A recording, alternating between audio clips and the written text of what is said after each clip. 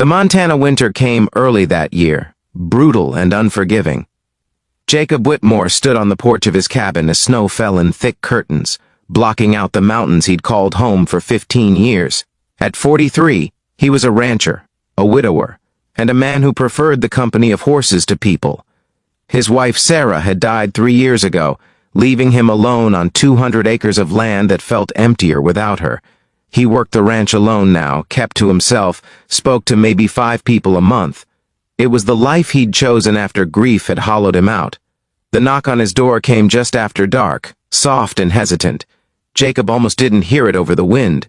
When he opened the door, he found a young woman standing in the snow, shivering violently. She was Native American, maybe mid-20s, wearing traditional dress that was beautiful but entirely inadequate for the blizzard raging around her. The buckskin was adorned with intricate beadwork, white feathers, and red patterns that spoke of careful craftsmanship. But it was thin, designed for ceremony rather than survival. Her long black hair was braided and dusted with snow. Her face was striking but etched with exhaustion and fear, and she was barely able to stand. "Please," she said, her voice breaking. "May I sleep in your cabin, sir? It's freezing outside. I won't be trouble. I just need shelter until morning." Jacob stared at her for a moment, processing. Out here, miles from town, in a blizzard that had already dropped 8 inches of snow. How had she gotten here? Why was she dressed like this? "Come in," he said, stepping aside. "Quickly, you're half frozen already." She stumbled inside and Jacob caught her elbow, guiding her to the chair near the wood stove. She collapsed into it, her whole body shaking. "I'm going to get you blankets," Jacob said. "And hot coffee. Don't move." He returned with wool blankets that had belonged to Sarah, draping them over the woman's shoulders. He poured coffee from the pot that was always warming on the stove and pressed the mug into her trembling hands. "Drink this, slowly." She obeyed, her fingers barely able to grip the mug. Jacob crouched by the stove, adding more wood, building the fire higher. The cabin was small, one main room with a sleeping loft, but it was solid and warm. "What's your name?" Jacob asked. "Ayanna," she said quietly. "Ayanna Red Cloud. I'm from the Northern Cheyenne Reservation, about 30 miles east of here." "30 miles?" Jacob's voice sharpened. "In this storm? How did you get here?" Ayanna looked down at the coffee. "I was running. Got turned around in the snow. I don't know exactly how far I came. I just kept moving because I knew if I stopped, I'd freeze." "Running from what?" She was silent for a long moment. When she looked up, Jacob saw fear in her eyes, real, bone-deep fear. "My uncle. He arranged a marriage for me, to a man who beat his first wife so badly she lost hearing in one ear. I refused. So my uncle locked me in a room and said I had 2 choices. Marry him tomorrow, or be shamed and cast out of the family." Her voice steadied with anger. "I chose neither. I went out the window during the ceremony preparations. Just ran. I was wearing this dress for the wedding. I didn't have time to change. I just ran." Jacob felt something stir in his chest, anger at men who thought they owned women. Respect for this young woman who'd chosen frozen wilderness over forced marriage. "You can stay here as long as you need," Jacob said. "I'll take the loft. You take my bed. In the morning, if the storm clears, we'll figure out next steps. If you want to go back, I'll drive you. If you don't, we'll figure out somewhere safe." Ayanna's eyes filled with tears. "You don't know me. I could be lying.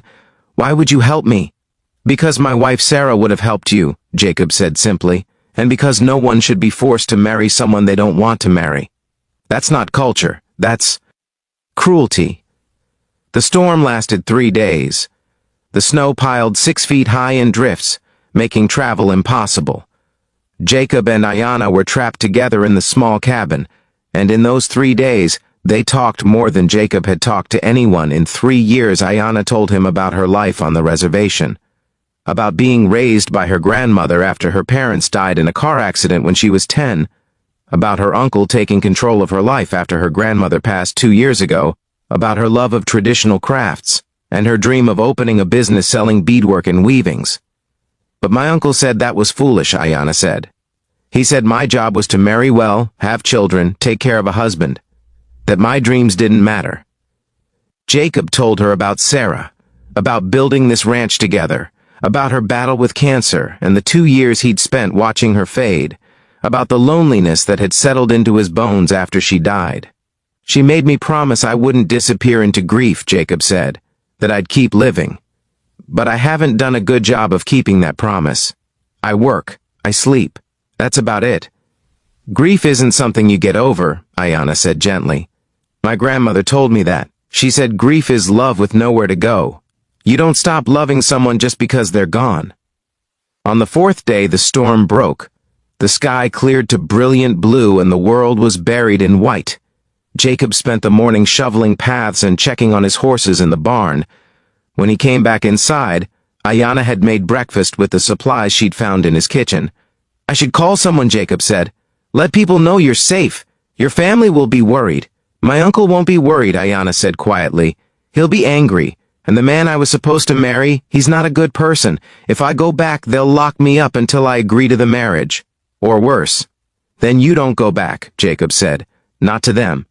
But you have rights. Legal rights. I know a lawyer in town, someone who handles cases like this. We can get you protection. Make sure you're safe." Over the next 2 weeks, that's exactly what they did. Jacob drove Ayanna to meet with a lawyer who specialized in indigenous rights. They filed for a protective order against her uncle and the man he tried to force her to marry. They contacted social services on the reservation and reported the situation. And during that time, Ayanna stayed at Jacob's cabin.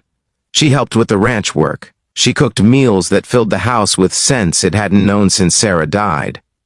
She talked to him about Sarah, asking questions, letting him remember without feeling guilty for moving forward. "She sounds like she was wonderful," Ayanna said one evening.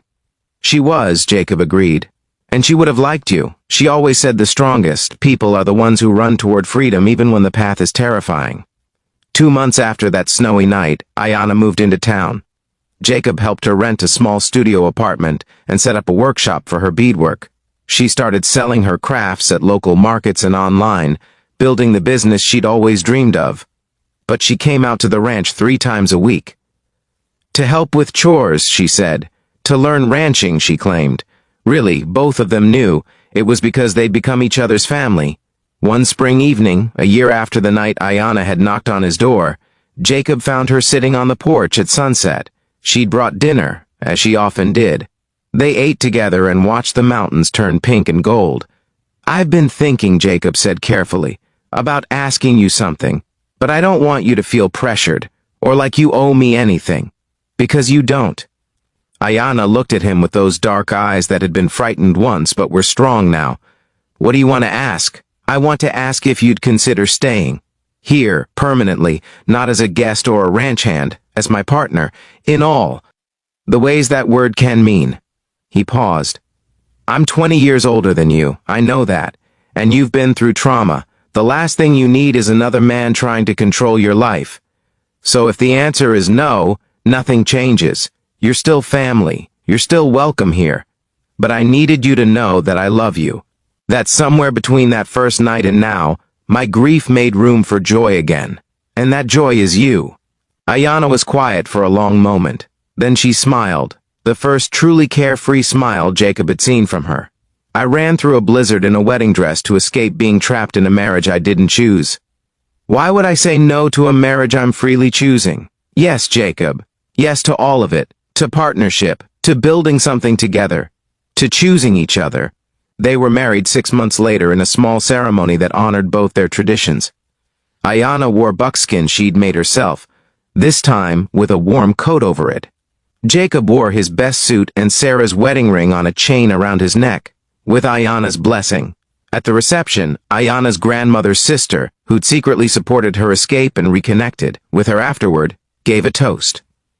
A year ago, Ayanna ran from a prison. Tonight, she runs toward freedom. That's the difference between force and choice. One makes you smaller. The other lets you grow. If this story touched you, please like and share it with someone who needs reminded that running toward freedom is always braver than staying in captivity. Subscribe for more stories about choosing your own path. And comment below about a time you took a risk to choose freedom over safety. Your courage might inspire someone else to take that leap today.